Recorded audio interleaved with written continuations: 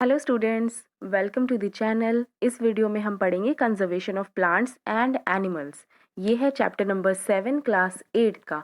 तो जो बच्चे 8th क्लास में हैं या फिर जो कॉम्पिटिटिव एग्जाम्स की प्रिपरेशन कर रहे हैं और एनसीईआरटीज़ को रेफ़र करना चाहते हैं, उनके लिए ये परफेक्ट वीडियो है। तो ये वीडियो मैंने बहुत ही सिंपल वे में बनाने की कोशिश की है। क्वेश्चन आंसर फॉर्मेट के साथ साथ आपको नोट्स भी हैं इसके अंदर, और साथ ही साथ मैंने पिक्चर्स भी डाली हैं ताकि आपको लिए बहुत ही ईजी हो जाए ये चैप्टर। हमारी एनसीईआरटी बुक में ये एक स्टोरी फॉर्मेट में दिया गया है, तो हम भी इसे स्टोरी फॉर्मेट में ही पढ़ेंगे। ठीक है, तो हम इस चैप्टर को स्टार्ट करते हैं, conservation of plants and animals. अगर आपने चैनल को अब तक सब्सक्राइब नहीं किया तो प्लीज़ चैनल को सब्सक्राइब कर दें। और अब हम स्टार्ट करते हैं, सो लेट्स स्टार्ट। तो स्टूडेंट्स, आपने इन दोनों कैरेक्टर्स को तो पहले भी देखा होगा। ये हैं पहेली और बूझो। ये अपने प्रोफेसर अहमद के साथ फॉरेस्ट घूमने के लिए जाते हैं और अपने क्लासमेट्स के साथ अपना एक्सपीरियंस शेयर करने के लिए बहुत ही एक्साइटेड होते हैं। तो उनके जो क्लासमेट्स होते हैं उनमें से भी कुछ लोग सेंचुरी वगैरह में घूम चुके होते हैं। सेंचुरी या फिर बायोस्फीयर रिजर्व या फिर नेशनल पार्क वो जगहें होती हैं, अगर सिंपल लैंग्वेज में बोलें तो, जहाँ पे एनिमल्स और प्लांट्स तरह तरह के आपको देखने के लिए मिलते हैं। ये ज़ू नहीं होते, ये मैन मेड होता है, बट फॉरेस्ट का ही पार्ट होते हैं। ठीक है, यहाँ पे एनिमल्स फ्रीली घूमते हैं, इनको बंद नहीं किया जाता। तो ये पहेली और बूझो और उनके क्लासमेट्स में से कुछ लोग भी गए होते हैं। तो सब लोग अपना आपस में एक्सपीरियंस शेयर करना चाहते हैं कि वहाँ पे उन्होंने क्या क्या देखा, किस किस तरह के जानवर देखे। बट पहेली के माइंड में एक क्वेश्चन आता है कि आखिर ये फॉर्म ही क्यों किए जाते हैं। नेशनल पार्क ये एक रिजर्व्ड एरिया होता है, प्रोटेक्टेड एरिया होता है, जो जानवरों को बचाने के लिए बनाया जाता है। फॉरेस्ट के अंदर ही या फॉरेस्ट जैसा ही ये क्यों बनाया जाता है, पहेली सोचती है। तो पहले मैं आपको दिखा देती हूँ एक पिक्चर कि बाहर से कैसे दिखते हैं। ये देखो, ये काजीरंगा नेशनल पार्क है।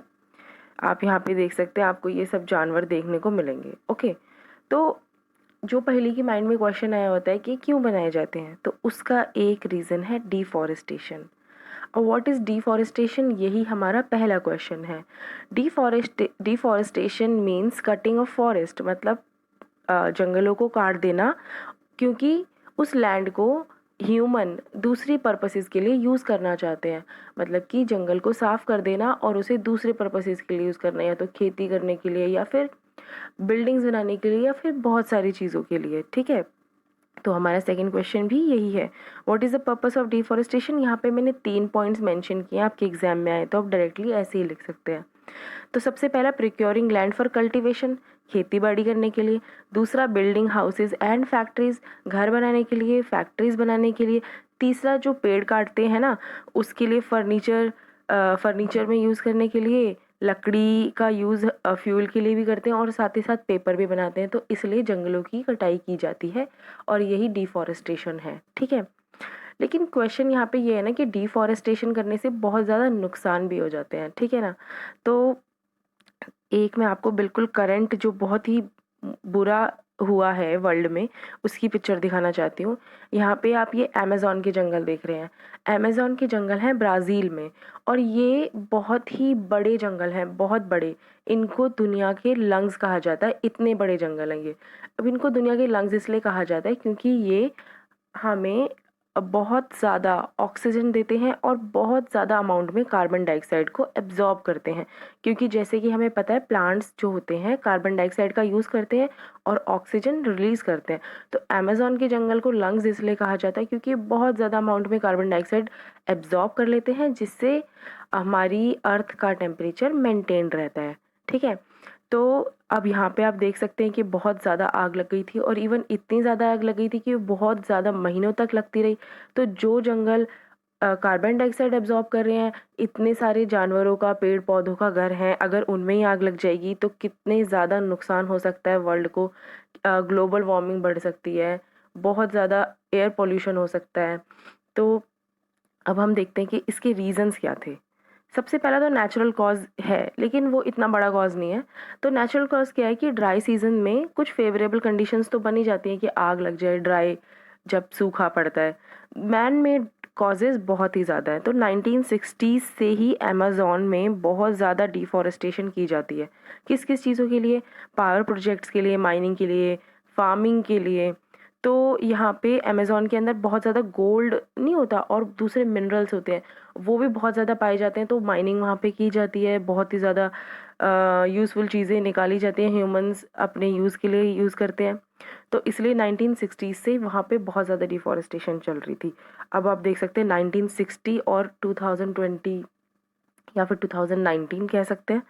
और दूसरा इमीडिएट कॉज़ क्या था, फार्मर्स बहुत ज़्यादा वहाँ पे क्लियर कर रहे थे जगहों को अपनी फार्मिंग करने के लिए, क्योंकि ब्राज़ील के जो प्रेसिडेंट थे उनको ये लगता है कि अमेज़न को वो बिज़नेस इंटरेस्ट के लिए यूज़ कर सकते हैं, माइनिंग के लिए यूज़ कर सकते हैं, जैसे कि वहाँ पे बहुत ज़्यादा गोल्ड मिलता है और दूसरे चीज़ों के लिए यूज़ कर सकते हैं, बट ओवर कुछ भी चीज़ होती है वो बेकार होती है। तो यहाँ पर भी यही हुआ, बहुत ज़्यादा डिफ़ॉरेस्टेशन हुई और फिर फाइनली यहाँ पे एक दिन आग लग गई। और आपको तो पता ही है कि अगर आग लगी कितनी ह्यूज अमाउंट में एयर पोल्यूशन हुआ था, ठीक है? तो deforestation is not a good thing. अब देखो डिफ़ॉरेस्टेशन के कॉन्सिक्वेंसेस जो आप एग्ज़ाम में भी लिख सकते हैं, यही थर्ड क्वेश्चन है। सबसे पहला, टेम्परेचर बढ़ जाता है धरती का, पॉल्यूशन लेवल बढ़ जाता है। अब पेड़-पौधे लगे होते हैं ना जहाँ पे, वो वाटर को होल्ड करके रखते हैं, जैसे बारिश होती है तो पानी को वहाँ रोक लेते हैं। पेड़-पौधे नहीं होंगे तो ग्राउंड वाटर तो होगा ही नहीं ना वहाँ पे, वो तो बह के चला जाएगा। तो सेकंड, ग्राउंड वाटर वहाँ पे लो हो गया, ठीक है? थर्ड पॉइंट, कार्बन डाइऑक्साइड बढ़ जाएगी। अब पेड़-पौधे तो जल गए ना, तो कार्बन डाइऑक्साइड को कौन अब्ज़ॉर्ब करेगा? तो इंक्रीज कार्बन डाइऑक्साइड। दूसरा, जो वहाँ पे जिनका वो घर था, पेड़ पौधों का, जानवरों का, वो लॉस ऑफ हैबिटेट होगा और लॉस ऑफ हैबिटेट होने से इकोसिस्टम बहुत ही ख़राब हो जाता है। फिर उसके बाद कैलेमिटीज़ बढ़ जाएंगी, पेड़ पौधे नहीं होंगे ना, तो बारिश आएगी तो बाढ़ भी आ सकती है, क्योंकि पेड़ पौधे वहाँ पे पानी को होल्ड कर लेते हैं, लेकिन जब वो पानी बह के जाएगा तो किसी जगह पे तो जाके तबाही मचा ही सकता है ना। और जब वहाँ पे पेड़-पौधे पानी को होल्ड नहीं करेंगे तो सूखा भी पड़ सकता है, पानी तो वहाँ पे होगा ही नहीं, टेम्परेचर बढ़ जाएगा, कम बारिश होगी अगर टेम्परेचर बढ़ेगा तो। और क्या होगा, फिज़िकल प्रॉपर्टीज़ जो होंगी ना सॉइल के इफ़ेक्ट होंगी, फर्टिलिटी ख़राब हो जाएगी, उपजाऊ कम हो जाएगी और फाइनली वहाँ पे एक दिन क्या होगा, डेज़र्टिफ़िकेशन होंगे, पूरा का पूरा रेगिस्तान बन सकती है वो जगह। आप ये देख सकते हैं पिक्चर में, ये पहले फॉरेस्ट था और फिर बाद में कंप्लीटली रेगिस्तान बन गया। अब देखो, हम फॉरेस्ट और वाइल्ड लाइफ को फिर कैसे बचा सकते हैं, ठीक है? उसके लिए ही गवर्नमेंट वाइल्ड लाइफ सेंचुरीज बनाती हैं, नेशनल पार्क बनाती हैं, बायोस्फीयर रिजर्व वगैरह बनाती हैं। क्यों? उन्हें प्रोटेक्ट करना है इन एरियाज़ को, प्लांट्स को और एनिमल्स को जो अभी प्रेजेंट हैं उस एरिया के अंदर। तो उस किसी भी पर्टिकुलर एरिया में, जैसे कि वेस्ट बंगाल है, उत्तर प्रदेश है, वहाँ पे जो भी जानवर हैं, जो भी पेड़ पौधे हैं, उनको बचाने के लिए वहाँ पे वाइल्ड लाइफ सेंचुरीज बनाई जाती हैं, नेशनल पार्क बनाए जाते हैं, बायोस्फीयर रिजर्व बनाए जाते हैं। अब हम इनको वन बाय वन करके पढ़ लेते हैं कि तीनों में डिफरेंस क्या है। जब तीनों ही जंगल की तरह हैं तो फिर तीनों में फ़र्क क्या है, ठीक है? तो एक एग्जांपल यहाँ पे कॉर्बेट नेशनल पार्क का भी एक दे सकते हैं, आगे मैं आपको पिक्चर्स भी दिखाऊंगी इनकी, ओके? चलो वाइल्ड लाइफ सेंचुरी के बारे में पढ़ते हैं। Wild life sanctuary protected area होता है, तीनों ही प्रोटेक्टेड एरिया है, मतलब प्रोटेक्ट मतलब क्या होता है, बचाने के लिए बनाए गए हैं, जहाँ पे ह्यूमन एक्टिविटी को लिमिटेड कर दिया गया, मतलब वहाँ पे डिफॉरेस्टेशन, रहना, बिल्डिंग बनाना बहुत लिमिटेड कर दिया गया है, मतलब वहाँ पे ना के बराबर ही होता है एक तरह से आप कह सकते हैं। जैसे कि एग्जाम्पल के लिए national Chambal wild life sanctuary जो कि उत्तर प्रदेश में है, वो एक वाइल्ड लाइफ सेंचुरी है और वो एक प्रोटेक्टेड एरिया भी है। प्रोटेक्टेड एरिया ही है, सेंचुरी है तो प्रोटेक्टेड एरिया ही है होगा। अब देख सकते हैं यहाँ पे सेंचुरीज जो होती है ना, इस तरह की दिखाई देती हैं कुछ, वहाँ पे हम घूमने भी जा सकते हैं, देखने जा सकते हैं कि किस तरह से बनी होती हैं, किस तरह से जानवर प्रोटेक्ट हो रहे हैं। और यहाँ पे जानवरों को बांध के नहीं रखा जाता, ओपन होते हैं, तो हम भी सिक्योरिटीज़ के साथ जाते हैं कि वो जानवर हम पे अटैक ना कर दें। बट आगे हम देखते हैं नेशनल पार्क के बारे में। यहाँ ये भी एक प्रोटेक्टेड एरिया और ये हाईली रिस्ट्रिक्टेड है, मतलब जो हमने पहले पढ़ा था ना सेंचुरी, उससे भी ज़्यादा बहुत ज़्यादा रिस्ट्रिक्टेड एरिया है, बिल्कुल ह्यूमन एक्टिविटी वहाँ पे अलाउड नहीं होती, सिर्फ आप देखने जाओ और कुछ नहीं कर सकते वहाँ पे, बिल्कुल ह्यूमन एक्टिविटी अलाउड नहीं है, डिफॉरेस्टेशन तो बिल्कुल भी अलाउड नहीं है। स्टूडेंट्स आप देखो यहाँ पे ये है कॉर्बेट टाइगर रिजर्व की एक पिक्चर। यहाँ पे मोस्टली टाइगर्स ही होते हैं, बट और भी होते हैं जानवर, बट मोस्टली टाइगर्स होते हैं। तो इसके 5 या 6 गेट हैं इस टाइगर रिजर्व के, तो उनमें से एक ये गेट है। तो आपको एक और पिक्चर मैं आपको दिखाती हूँ कॉर्बेट टाइगर रिजर्व की, ये अंदर जाने का रास्ता है। और हाँ, यहाँ पे देखो जैसे कि आप बोर्ड पे भी देख सकते हैं कि अंदर कूड़ा वगैरह रहना चाहिए। तो मैं आपको कहना चाहती हूँ कि जब भी आप किसी ऐसी जगह पे जाते हैं जो नेचर से रिलेटेड है या इवन नॉर्मली भी, कभी भी आपको वहाँ पे कूड़ा वगैरह नहीं फैलाना चाहिए। हमेशा आपको डस्टबिन वगैरह दिखते हैं, आप उसमें डालें या फिर आप अपने बैग में किसी पॉली बैग में रख लें और फिर आप डस्टबिन दिखे तो फेंक दें। ऐसी जगहों पे या फिर जनरली भी आपको कूड़ा नहीं फेंकना चाहिए, ठीक है? तो ये तो एक अलग बात है, बट हम टाइगर रिजर्व्स की बात कर रहे थे, तो ये एक पिक्चर आपको टाइगर रिजर्व की देखने को मिल रही है यहाँ पे। अब अगर आप अंदर जाओगे तो इस तरह से आपको जानवर घूमते हुए नज़र आ सकते हैं। और मैंने जैसे कि बताया था कि ज़ू नहीं होते तो ये ओपनली सारे जानवर घूमते हैं। तो यहाँ पे कार में हम आपको ले जाया जाता है और फिर आप पूरा रिजर्व को या फिर जिसमें बाइसर रिजर्व या सेंचुरी वगैरह में जा रहे हैं उसमें घुमाया जाता है। तो हम अब लास्ट जो हमारा 22 फिर रिजर्व बच गया था। अभी तक हमने सेंचुरी और नेशनल पार्क के बारे में पढ़ा था। 22 फिर रिजर्व क्या होता है? 22 फिर रिजर्व जो होता है ना, वो बहुत बड़ा एरिया होता है। उसके अंदर नेशनल पार्क और सेंचुरी भी हो सकती है। मतलब वो इतना बड़ा एरिया होता है ना कि उसके अंदर एक नेशनल पार्क भी आ सकता है और एक नेशनल सेंचुरी भी हो सकती है, दोनों हो सकते हैं। ये सेंचुरी और नेशनल पार्क से ज़्यादा बड़ा एरिया होता है और जैसे कि मैंने आपको बताया था कि उसके अंदर प्रेजेंट हो सकते हैं। उसके एग्जाम्पल हैं Sundarban, run of Kutch, gulf of Mannar. Pictures दिखाती हूँ मैं आपको बाइसर रिजर्व की, देखो कितने खूबसूरत होते हैं। और अब इनको हम डिफॉरेस्ट करके बिल्कुल ख़राब कर देते हैं। एक और पिक्चर दिखाती हूँ, यहाँ पे जानवर आपको दिख सकते हैं, कितने सुंदर होते हैं बायोस्फीयर रिजर्व्स। डिफॉरेस्टेशंस के बहुत ही नेगेटिव इफेक्ट होते हैं। आप सोचो अगर पेड़ों की जंगल को साफ कर दिया जाए तो ये जानवर कहाँ जाएंगे? तो बहुत ही नुकसान है। अब यहाँ पे एक एनसीईआरटी में एक पिक्चर दी हुई है पंचमढ़ी बायोस्फीयर रिजर्व की। जैसे कि मैंने आपको बोला था ना कि बायोस्फीयर रिजर्व के अंदर नेशनल पार्क भी हो सकता है। तो देखो यहाँ पे एक सतपुरा नेशनल पार्क इस पूरे पंचमढ़ी बायोस्फीयर रिजर्व के अंदर सतपुरा नेशनल पार्क भी है और 2 सेंचुरीज भी हैं, एक तो बौरी सेंचुरी और एक पंचमढ़ी सेंचुरी। तो ये पंचमढ़ी बायोस्फीयर रिजर्व है मध्य प्रदेश के अंदर। ये बहुत ही बड़ा बायोस्फीयर रिजर्व है। तो स्टूडेंट्स, एक होते हैं जूलॉजिकल और बोटैनिकल पार्क्स। जैसे कि अभी हमने wild life sanctuaries, national park, biosphere reserves के बारे में पढ़ा। ये तो फॉरेस्ट ही होते हैं जिनको प्रोटेक्ट किया जाता है, लेकिन कुछ ह्यूमन मेड भी होते हैं जिन्हें हम बोटैनिकल पार्क या फिर जूलॉजिकल गार्डन्स बोलते हैं। इनका भी सेम ही काम होता है, एनिमल और प्लांट्स को बचाना, जो अलग अलग पार्ट्स से वर्ल्ड में कुछ कुछ माइग्रेट करके भी आते हैं ना, जिनके बारे में हम अभी आगे पढ़ेंगे। तो ये एक बोटैनिकल गार्डन है जो ह्यूमन मेड है लेकिन wild life sanctuary, biosphere reserve वगैरह की तरह दिखता है। ओके, अब हम देखते हैं फ्लोरा और फौना क्या होता है। अगर आपने इसका पहले नाम सुन भी रखा होगा और नहीं भी सुना है तो अब हम पढ़ लेते हैं। फ्लोरा बोला जाता है प्लांट्स को और फौना बोला जाता है एनिमल्स को। तो फ्लोरा होता है प्लांट लाइफ जो एक पर्टिकुलर रीजन से रिलेट करती है। जैसे इंडिया की जो फ्लोरा है, मतलब इंडिया के अंदर जो प्लांट्स हैं। अमेरिका की फौना है, मतलब कि अमेरिका के अंदर जो एनिमल्स मिलते हैं वो इंडिया के अंदर नहीं देखने को मिलेंगे मोस्टली। ओके, तो फौना होता है एनिमल लाइफ जो पर्टिकुलर रीजन में प्रेजेंट होता है, जैसे बार्किंग डियर, लेपर्ड वगैरह। उसके बाद यहाँ पे कुछ पिक्चर्स भी दी हुई हैं एनसीईआरटी में। जैसे यहाँ पे ये वाइल्ड डॉग दिखाया गया है सबसे पहले, ये फौना का पार्ट है। यहाँ पे ये फर्न दिखाई गई है, फ्लोरा। आप इनको रीड कर सकते हैं। उसके बाद स्पीशीज़ क्या होती है? स्पीशीज़ होते हैं प्रजाति, एक ग्रुप ऑफ ऑर्गेनिज्म जो शेयर करते हैं कॉमन फीचर्स। जैसे कि कैट होती है, टाइगर होते हैं, कुछ कॉमन फीचर्स शेयर करते हैं, एक जैसे कुछ कुछ दिखते हैं। रेप्टाइल्स होते हैं, रेप्टाइल्स यानी कि लिजर्ड होती है, स्नेक होते हैं, एक जैसे जैसे दिखते हैं। तो स्पीशीज़ है ना वो, तो स्पीशीज़ जो कॉमन फीचर्स शेयर करती है उसका मैं आपको एक एग्जांपल दिखाती हूँ। यहाँ पे आप देख सकते हैं ऑस्ट्रेलिया के अंदर पाया जाता है, इसको बोलते हैं कोआला। ये कोआलास जो होते हैं सारे के सारे ऑस्ट्रेलिया में मिलते हैं, ये भी एक स्पीशीज़ है। अब वहाँ पे देखो ऑस्ट्रेलिया के अंदर भी आग लग गई थी डिफॉरेस्टेशन की वजह से, बहुत ही बुरा हुआ था और ऑलमोस्ट बहुत ज़्यादा अमाउंट में जंगल जल गया था और सारे बहुत ज़्यादा कोआलास भी मर गए थे। अब देखो ये कितने सुंदर और प्यारे जानवर हैं, अगर इनके घर में आग लग जाए तो कहाँ जाएंगे? ह्यूमन एक्टिविटीज़ की वजह से जानवर को भी भुगतना पड़ता है, नेचर को भी भुगतना पड़ता है। तो हमें डिफॉरेस्टेशन को एनकरेज नहीं करना चाहिए। उसके बाद देखो स्पीशीज़ के बारे में पढ़ते हैं हम। स्पीशीज़ कितने तरह की होती है? 2 तरह की होती है, एंडेमिक और माइग्रेटरी। एंडेमिक तो सिंपल है, वही जो एक एक पर्टिकुलर रीजन में पाई जाती है। और माइग्रेटरी होती है जो माइग्रेशन वर्ड से आपको समझ में आ रहा होगा कि एक जगह से दूसरी जगह पे आ जाती है। मतलब कि जैसे कि एक फ्लेमिंगो होता है ना, अभी मैं आपको उसकी पिक्चर भी दिखाऊंगी। फ्लेमिंगो पिंक कलर का होता है जब बाहर जहाँ का है वो, जहाँ का एंडेमिक स्पीशीज़ है वो, वहाँ से इंडिया के अंदर आ जाता है। क्यों? क्योंकि वहाँ पे फ़ेवरेबल कंडीशन नहीं होती, बहुत ज़्यादा सर्दी पड़ जाती है। तो माइग्रेटरी स्पीशीज़ जो होती हैं travel long distances at certain times of year, कुछ टाइम के लिए आती हैं, एक जगह से दूसरी जगह। और एंडेमिक स्पीशीज़ जो वहाँ की स्पेशली स्पीशीज़ होती हैं।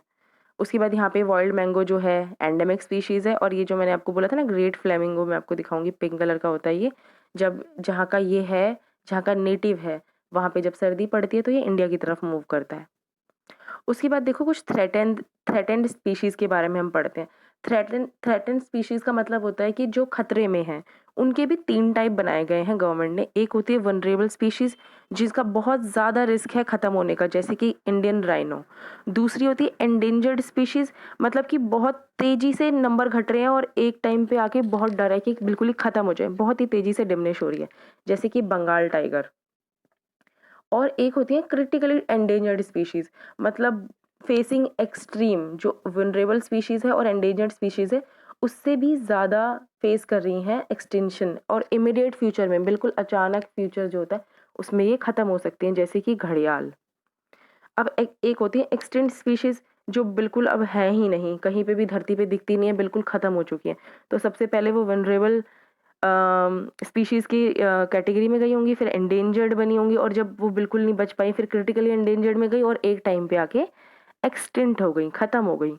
जैसे कि डोडो और लैब्राडोर डक इसके एग्जाम्पल है। मैं लैब्राडोर डक की आपको पिक्चर दिखाती हूँ। ये लैब्राडोर डक है। आपको ये कहीं पे भी देखने को नहीं मिलेगा, बिल्कुल एक्सटिंक्ट, ख़त्म हो चुकी है स्पीशीज़। और कहा तो ये भी जाता है कि डायनासोर, जैसे कि हम म्यूजियम्स वगैरह में देखते हैं कि बहुत मिलियन ईयर्स पहले, बिलियन ईयर्स पहले डायनासोर्स भी धरती पे होते थे, और अब वो एक्सटिंक्ट स्पीशीज़ है, मतलब ख़त्म हो चुकी है। अब आपको कहीं पे भी आपको डायनासोर नहीं देखने को मिलेगा। उसके बाद ये सब जो हमें बातें पता लगती हैं कि स्पीशीज़ कौन सी ख़त्म हो गई हैं, कौन सी ख़त्म होने वाली हैं, कौन सी विनरेबल हैं, वगैरह वगैरह, ये कहाँ पे मेंटेन किया जाता है इसका रिकॉर्ड? तो वो होती है red data book. Red data book को मेंटेन करता है आईयूसीएन। आईयूसीएन की फुल फॉर्म है international union for conservation of nature. ये रेड डेटा बुक होती है, मतलब ये सोर्स बुक है जहाँ से हमें पता लगता है एंडेंजर्ड एनिमल और प्लांट के बारे में। ठीक है? तो ये रेड डेटा बुक है जो हमें पूरा सोर्स देती है, कि पता करती है। अच्छा, प्रोजेक्ट टाइगर, जैसे कि मैंने आपको बताया ना कि जो टाइगर है, बंगाल टाइगर है, वो बहुत ही ज़्यादा खतरे में है, तो उसके लिए गवर्नमेंट ने क्या किया, प्रोजेक्ट टाइगर स्टार्ट किया। और आपको पता ही होगा कि टाइगर हमारा नेशनल एनिमल भी है। तो प्रोजेक्ट टाइगर को स्टार्ट किया गया था 1973 में गवर्नमेंट ऑफ इंडिया के थ्रू। क्यों? प्रोटेक्ट करने के लिए टाइगर्स की पॉपुलेशन को कंट्री में। ये प्रोजेक्ट टाइगर है। अब देखो, रीफॉरेस्टेशन और एक एफॉरेस्टेशन भी टर्म होती है। जैसे कि हमने डिफॉरेस्टेशन मतलब जंगल साफ करना, रीफॉरेस्टेशन और एफॉरेस्टेशन उसका ऑपोजिट है। तो आप समझ ही गए होंगे कुछ तो, कि रीफॉरेस्टेशन होता है रीस्टॉकिंग ऑफ डिस्ट्रॉयड फॉरेस्ट, मतलब कि जो फॉरेस्ट को खराब कर दिया गया है उनमें नए नए पौधे लगाना, नए नए पेड़ लगाना, रीफॉरेस्टेशन होता है। और एफॉरेस्टेशन क्या होता है? Conserving a piece of land into forest green area by planting trees, मतलब कि एक जंगल है, उस जंगल में कुछ पार्ट है जो खराब हो गया है, या फिर उसको आप ए फॉरेस्ट करना चाहते हैं, मतलब पूरे जंगल के कुछ पार्ट के अंदर लगाना चाहते हैं। डी एफॉरेस्टेशन का मतलब, सॉरी, रीफॉरेस्टेशन का मतलब तो होता है ना कि पूरे जंगल ही बर्बाद हो गए हैं और उसके अंदर हम नए पेड़ पौधे लगा रहे हैं और फिर से जंगल को अलाइव कर रहे हैं। और एफॉरेस्टेशन होता है जंगल के अंदर ही कुछ पार्ट को प्लांट और प्लांट और ट्रीज को लगा के उसको फिर से ग्रीन एरिया बना रहे हैं। ठीक है। अच्छा, अब ये एक क्वेश्चन है कि हमें पेपर क्यों सेव करना चाहिए? अब ये क्वेश्चन तो आपको समझ में आ ही गया होगा अब तक कि पेपर को क्यों सेव करना चाहिए। पहली बात तो ये है कि 17 पूरे के पूरे जो बड़े पेड़ होते हैं ना, उनको यूज किया जाता है 1 टन पेपर के लिए। सिर्फ 1 टन पेपर के लिए 17 पेड़ को काटा जाता है। तो पेड़ों को काटेंगे तो डिफॉरेस्टेशन, और डिफॉरेस्टेशन के अभी तो हमने इफेक्ट देख ही लिए। हमने अमेज़न के जंगलों में जो लंग्स कहा जाता है पूरे वर्ल्ड का, अम, और हमने देखा था अमेज़न के जंगलों में आग लगी थी और ऑस्ट्रेलिया के जंगलों में आग लगी थी जिससे कोआलाज मर गए थे। और क्या-क्या नहीं होता, एयर पॉल्यूशन बढ़ता है, ग्लोबल वार्मिंग बढ़ती है, धरती का टेम्परेचर बढ़ता है, ठीक है? ओज़ोन लेयर डिप्लीट हो रही है। ओज़ोन लेयर जो होती है वो प्रोटेक्टिव लेयर होती है धरती के ऊपर, वो डिप्लीट हो रही है टेम्परेचर बढ़ने की वजह से। तो अगर हम पेड़ों को काटेंगे पेपर को बनाने के लिए, इत मत तो फिर क्या होगा? डिफॉरेस्टेशन तो करना ही पड़ेगा, और डिफॉरेस्टेशन करेंगे तो एक दिन अर्थ ख़त्म हो जाएगा बिना पेड़ों के, ठीक है? तो हमें डिफ़ॉरेस्टेशन को रोकना चाहिए और साथ ही साथ हमें पेपर को भी सेव करना चाहिए। जितना हम कम पेपर यूज़ करेंगे, उतने ही कम पेड़ों को काटना पड़ेगा ना। तो जैसे कि मैंने देखा भी है या फिर आपने भी देखा होगा अपने क्लासमेट्स को कि स्टूडेंट्स जो होते हैं पेजेस को फाड़ देते हैं और ऐसे ही फेंक देते हैं। तो आप जो पेजेस को फाड़ते हो, अगर आपका बेकार हो गया, वो थोड़ा बहुत काम किया था उसने, उसे आप रफ वर्क के लिए यूज़ कर सकते हो, कैलकुलेशंस के लिए यूज़ करते हो, बहुत सारी चीज़ों में आप उसे यूज़ कर सकते हो, ठीक है? तो हमें पहली बात तो हमें पेपर को ही सेव करना चाहिए, ठीक है? उसके बाद हमारा लास्ट में यही नारा होना चाहिए कि सेव करना है, रीयूज़ यूज्ड पेपर, जो पेपर यूज़ हो चुके हैं उनको रीयूज़ करना है। तो आपने ब्लैक थोड़े से होते हैं, ग्रेइश पेपर होते हैं, वो आपने देखे होंगे ना, वो सस्ते भी आते हैं। क्यों? क्योंकि वो पहले व्हाइट पेपर ही होते हैं, उसके बाद हमने उन पे लिख दिया होता है और उसको दोबारा से रिसाइकल करके बनाया जाता है। तो अगर आप मैथ्स की कैलकुलेशन करते हैं, प्रैक्टिसेस करते हैं, तो आप उन रजिस्टर्स को यूज़ कीजिए, व्हाइट पेपर्स को कम यूज़ कीजिए। जहाँ पे यूज़ कर सकते हैं वहीं यूज़ कीजिए, बाकी जगह पे वो यूज़ कीजिए। रीयूज़ यूज्ड पेपर, ठीक है? और साथ ही साथ रिसाइक्लिंग हमें करनी चाहिए। तो यहाँ पे सेव, रीयूज़ और रिसाइकल के साथ हमारा ये चैप्टर ख़त्म होता है। अगर आपको ये चैप्टर पढ़ना अच्छा लगा, मुझे तो बहुत अच्छा लगा ये चैप्टर बनाना, और अगर आपको भी अच्छा लगा और आपको लगा कि मुझे हमें बिल्कुल अच्छे से ये समझ में आ गया, तो इस वीडियो को लाइक करना और चैनल को सब्सक्राइब करना, और आगे आपको आगे वाले चैप्टर्स की भी वीडियो देखने को मिलेगी। तो यहाँ पे हमारा ये चैप्टर ख़त्म होता है। Thank you so much for watching. मैं मिलती हूँ आपको अपनी नेक्स्ट वीडियो में।